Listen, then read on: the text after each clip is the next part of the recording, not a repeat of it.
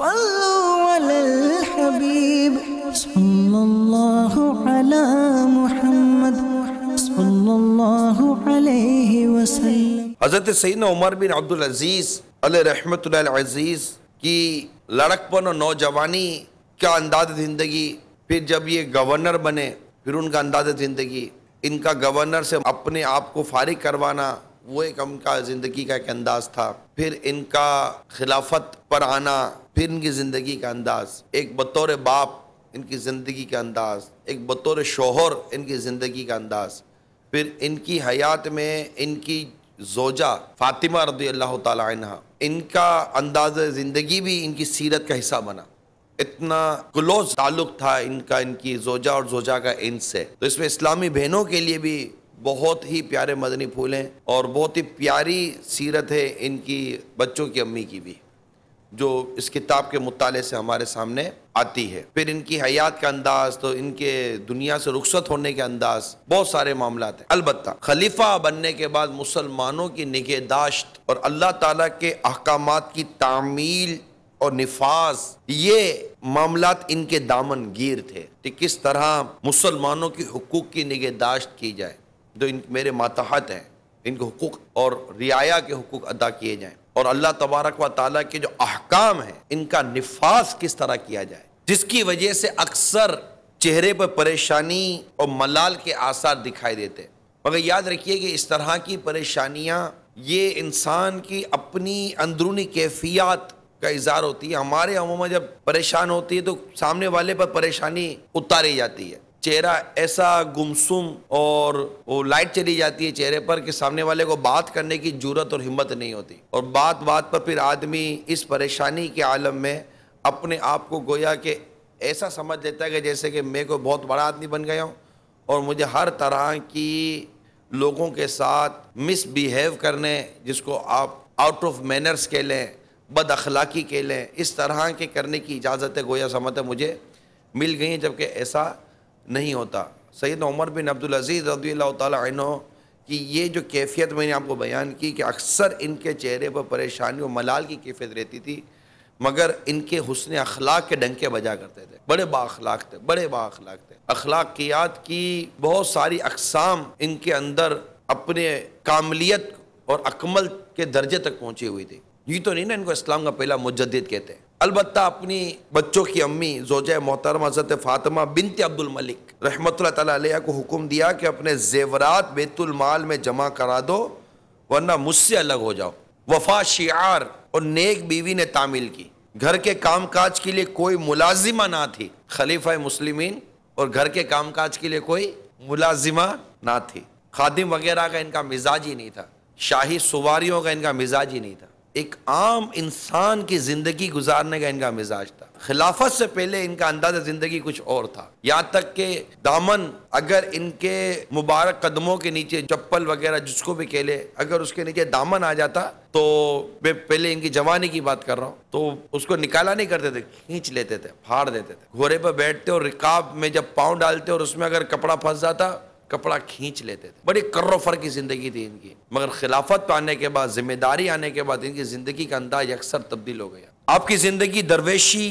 فقر اور استغنا کا نمونہ بن گئی۔ آپ کی تمام تر کوشش اس کام پر لگی ہوئی تھی کہ ایک بار پھر صدیق اکبر اور فاروق اعظم رضی اللہ تعالی عنہما کی یاد تازہ کر دیں۔ آپ نے اہل بیت کے ساتھ ہونے والی زیادتیوں کا ازالہ کیا، ان کی ضبط کی ہوئی جائیدادیں انہیں واپس کرا دیں، احیاء شریعت کے لیے کام کیا، بیت المال کو خلیفہ کے بجائے عوام کی ملکیت قرار دیا، اس کی حفاظت کا نہایت مضبوط انتظام کیا، اس میں سے تحفے، تحائف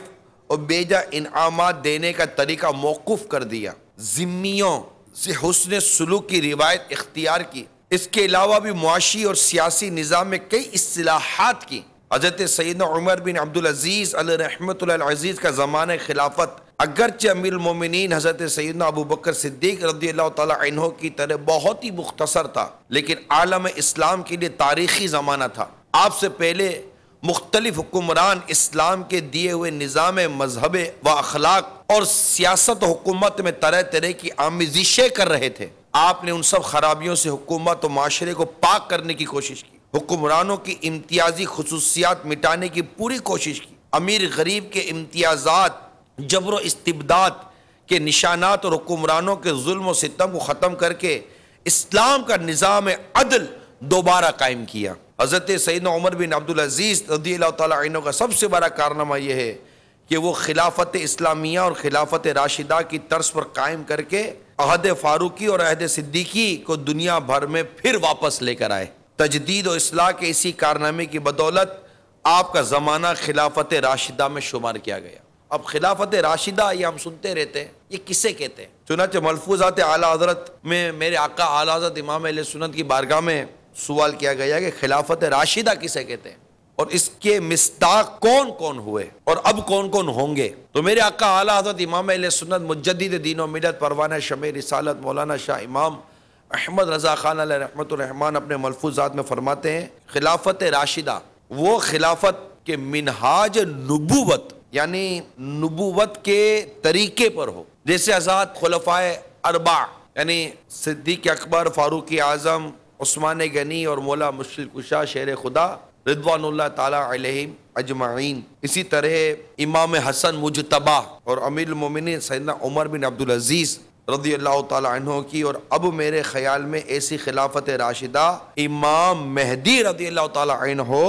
ہی قائم کریں گے۔ اللہ تعالیٰ سیدنا عمر بن عبدالعزیز علیہ رحمۃ اللہ عزیز کی جو یہ ہم نے انداز خلافت کی جو ان کی سوچ اول ہوتی ہے، سوچ مثال کے طور پر ایک شخص شادی کرتا ہے، اس کی سوچ بنتی ہے کہ میں نے گھر کیسے چلانا ہے۔ عورت ہوتی ہے جب شادی کر کے گھر آتی ہے، اس کی ایک سوچ ہوتی ہے کہ میں نے گھر کیسے چلانا ہے، میں نے حاکم بننا ہے یا محکوم بننا ہے، میں نے ماتحت رہنا ہے یا شوہر کو ماتحت رکھنا ہے، ساس کی خدمت کرنی ہے یا ساس سے ٹکراتے رہنا ہے۔ عموماً اگر نہیں ہے تو یہ سمجھ لینا چاہیے کہ کسی کام کے کرنے سے پہلے اس کے پلان ہوتے ہیں، پلاننگ ہوتی ہے کہ کیسے کرنا ہے۔ شادی ہوئی، مرد ہے، ایک شخص ہے، اس کو پتہ ہونا چاہیے کہ میں نے اپنا گھر کیسے چلانا ہے، میں نے اپنے بیوی بچوں کے ساتھ اپنے گھر والوں کے ساتھ شادی ہو گئی، اب میں کمبائنڈ فیملی میں رہ رہا ہوں تو مجھے کس طرح اپنے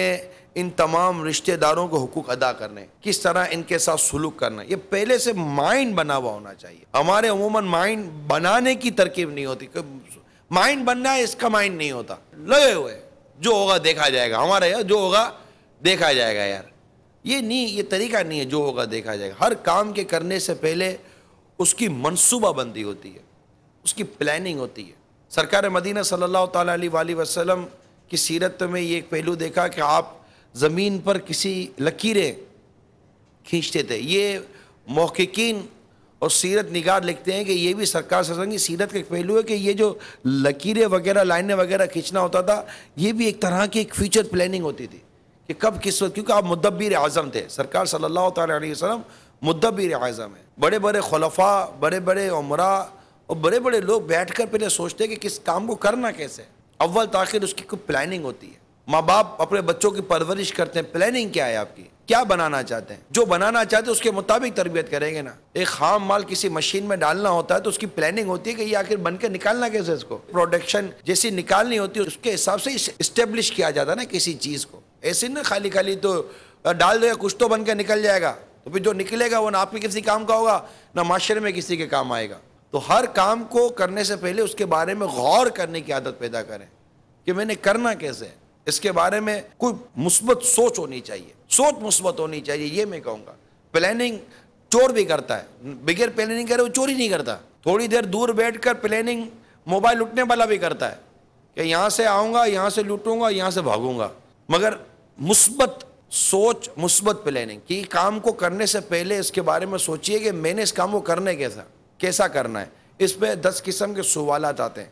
ان سوالات کو اہل علم سے حل کروایا جاتا ہے۔ اہل علم کے بغیر، جیسے کہ ہم جس طرح ایک مدنی تحریک سے وابستہ ہیں یا زندگی کا جو بھی ہمارا نظام ہے، مسلمان کی زندگی کا نظام تو اسلام کے مطابق ہی ہوتا ہے، تو کیا ہم اپنی کسی بھی قسم کی پلاننگ، چاہے وہ کاروبار سے متعلق ہو، گھر بار سے متعلق ہو یا تنظیم سے متعلق ہو، اپنی ذمہ داریوں سے متعلق ہو، ہم نے اپنے تمام تر معاملات کے لیے علمی حوالے سے کیا ہماری سوچ بنی ہوئی ہے۔ حضرت سیدنا عمر بن عبدالعزیز رضی اللہ تعالیٰ عنہ ہی کے حوالے سے میں عرض کرتا ہوں کہ